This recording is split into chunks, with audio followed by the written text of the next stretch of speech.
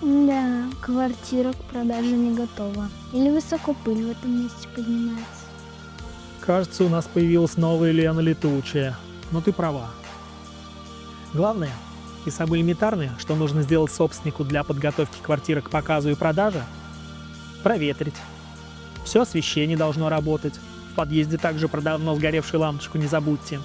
Нейтрализовать запахи, если есть животные. Заблаговременно отправить на прогулку. Домочадцев желательно тоже. Только вы и покупатель.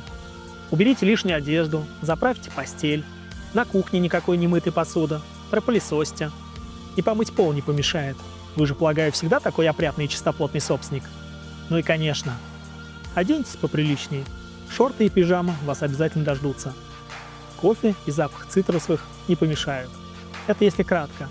А рекомендаций на самом деле значительно больше. Обращайтесь за советом.